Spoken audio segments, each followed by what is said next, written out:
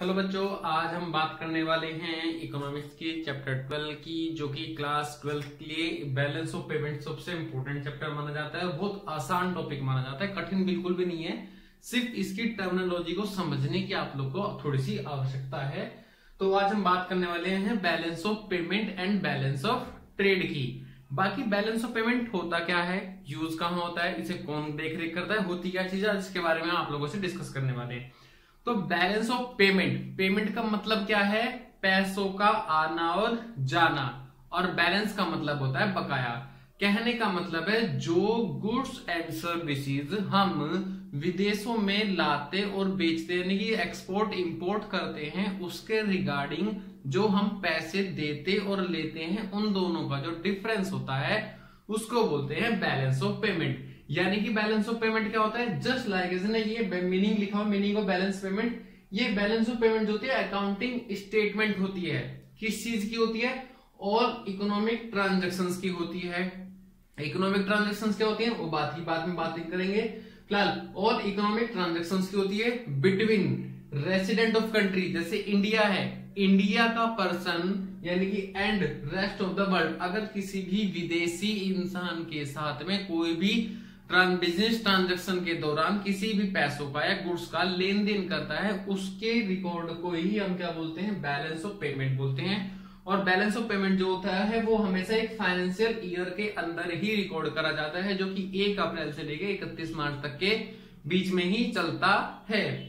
ये तो हुई बच्चों बात हमारी meaning of balance of payment क्या होता है कि अकाउंटिंग स्टेटमेंट होती है, इकोनॉमिक ट्रांजैक्शन रिकॉर्ड करे जाते हैं, किसके बीच में होता है, इंडिया के पर्सन और रेस्ट ऑफ द वर्ल्ड के पर्संस के बीच में होता है एक गिवन टाइम पीरियड के दौरान, उसे बोलते हैं हम लोग बैलेंस ऑफ पेमेंट। अब इसके अंदर एक वर्ड आया था इकोनॉमिक ट्रांजैक्शन। बेटा इकोनॉमिक ट्रांजैक्शन क्या होते हैं, तो इकोनॉमिक ट्रांजैक्शन जो वो होती हैं जो किसी कोई देश अपने गुड्स एंड सर्विसेज को बाहर बेचता है अपने देश की मतलब की उसको जीडीपी को इंक्रीज करने के पर्पस से। यानी कि इकोनॉमिक ट्रांजैक्शन मतलब होता है अपने देश को चलाने के पर्पस से जो ट्रांजैक्शन हम विदेशों के साथ में करते हैं, उन सभी ट्रांजैक्शन को क्या बोलते हैं, हम इकोनॉमिक ट्रांजैक्शन बोलते हैं, जिससे कि हमारे देश की जीडीपी क्या होती है, इंक्रीज होती है।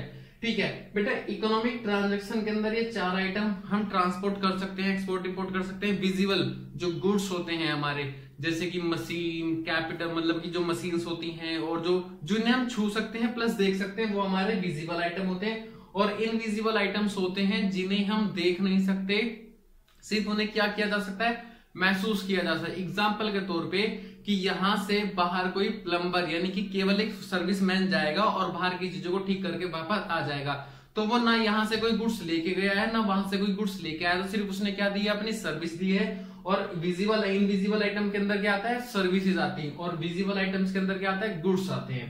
ठीक है बच्चों, उसके बाद है मनी ट्रांसफर। बेटा देखो ये हमारा बैलेंस ऑफ पेमेंट के अंदर ही भी हमारा जो है मनी ट्रांसफर आता है, जैसे कि हमने विदेशों में पैसे भेजे, विदेशों से हमारे पास जो पैसे आए, या ऐसी जो ट्रांजेक्शन जिसके दौरान पैसों के, जैसे कि विदेशी इंसान यहाँ काम कर रहा है तो उसकी सैलरी ट्रांसफर हुई, हमारे देश का कोई विदेशी जो हमारे देश का कोई इंसान है जो बाहर विदेश दूतावासों में काम कर रहा है, उनकी सैलरी ट्रांसफर करनी, तो पैसों का लेन देन भी हमारा जो है बैलेंस ऑफ पेमेंट का पार्ट ही माना जाता है।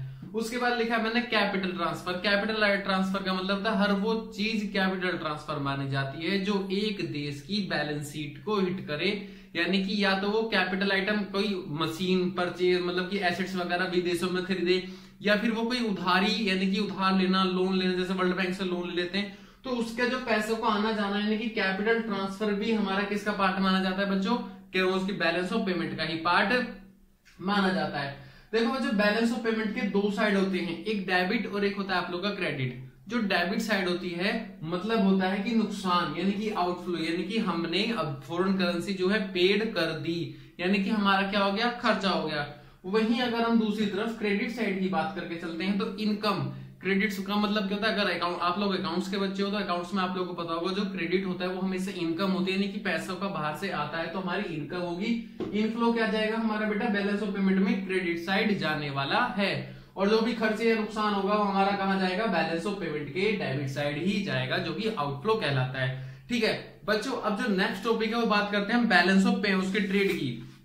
बैलेंस ऑफ ट्रेड में देखो बच्चों क्या होता है कि सॉरी बैलेंस ऑफ पेमेंट के अंदर ये जो अभी तीन तरीके से होता है, बैलेंस, सरप्लस और डिफिसिट। बैलेंस का मतलब होता है कि बाहर से जितनी विदेशी करेंसी आई है उतनी ही इंडिया से बाहर करेंसी गई है, जो कि नॉर्मल किसी भी इकोनॉमिक के अंदर नहीं होता। नॉर्मल कंडीशंस के ऊपर ये हमेशा अप डाउन रहता है, ठीक है। यानी कि ये सिचुएशन जो बैलेंस मतलब इनकम और खर्चा दोनों कैसे हो गए, बराबर हो गए, लेकिन नॉर्मली ऐसा नहीं होता। सरप्लस का मतलब है कि फॉरेन करेंसी, हमारी इनकम ज्यादा हो गई, फॉरेन करेंसी इंडिया के अंदर ज्यादा आ गई और हमारा जो आउटफ्लो है फॉरेन करेंसी का वो कम हो गया, यानी कि हम फायदे में हो गए। और फायदा क्या कहलाएगा, सरप्लस, यानी कि इन बैलेंस ऑफ पेमेंट।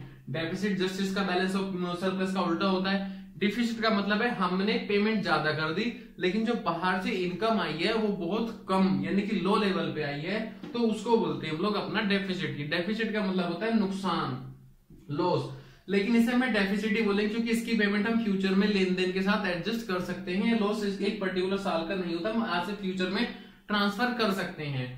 आगे ये तो बात हुई अभी तक हमारी बैलेंस ऑफ पेमेंट की। बेटा बैलेंस ऑफ ट्रेड क्या होता है, बेटा ध्यान रखने वाली बात है, बैलेंस ऑफ पेमेंट इतना बड़ा होता है और बैलेंस ऑफ ट्रेड छोटा सा होता है, यानी कि बैलेंस ऑफ पेमेंट का छोटा सा पार्ट होता है हमारा बैलेंस ऑफ ट्रेड। अब ट्रेड के अंदर जो होती है सिर्फ और सिर्फ वस्तुओं का ट्रांजैक्शन आता है, सर्विसेज का भी नहीं आता, क्योंकि सर्विसेज कहां चली जाती है, हमारी इनविजिबल आइटम्स के अंदर चली जाती हैं। तो जबकि इसके अंदर लिखा है export and import of only visible item, यानी कि जो विजिबल जो गुड्स होते हैं, गुड्स का आदान प्रदान, यानी कि दो देशों के बीच में अगर गुड्स का लेन देन होता है, यानी किसी भी विजिबल आइटम का लेन देन होता है, तो उसको क्या बोलते हैं हम लोग, बैलेंस ऑफ ट्रेड ही बोल के चलते हैं। अब बैलेंस ऑफ ट्रेड के अंदर भी बेटा तीन चीजें होती हैं, यानी कि डिफिसिट और एक होता है आप लोग का सरप्लस और बैलेंस तो खैर आप लोगों को पता ही होगा, दोनों इक्वल होता है। फिलहाल तो मैं डेफिसिट और आप लोगों को जो है सरप्लस के बारे में बता देता हूं। डिफिसिट का मतलब होता है कि आपने जो विदेशों में माल एक्सपोर्ट किया है वो कम है, जबकि विदेशों से जो आपने इंपोर्ट किया है वो ज्यादा है, तो कहीं ना कहीं हमें पैसे ज्यादा देने पड़ सकते हैं और हमारा क्या हो जाएगा, नुकसान, और हमारा डेफिसिट कहलाएगा। वहीं अगर हम बात करके चलेंगे अपनी सरप्लस की, इसका मतलब है हमने अपने देश से गुड्स को ज्यादा से ज्यादा एक्सपोर्ट किया है और बाहर से जो माल आया है वो बहुत ही कम आया है, तो जो कि हमारा क्या कहलाएगा, सरप्लस कहलाएगा। और इन दोनों का जो डिफरेंस है वही हमारा क्या कहलाता है, डिफिसिट और सरप्लस का। फिलहाल ये बैलेंस ऑफ पेमेंट नहीं बेटा, बैलेंस ऑफ ट्रेड वाली बात है, ठीक है। दोनों ही चीजें सेम है। अगर आप लोग मेरी वीडियो पसंद आई हो तो प्लीज चैनल को सब्सक्राइब करें, वीडियो को लाइक करें। Thank you.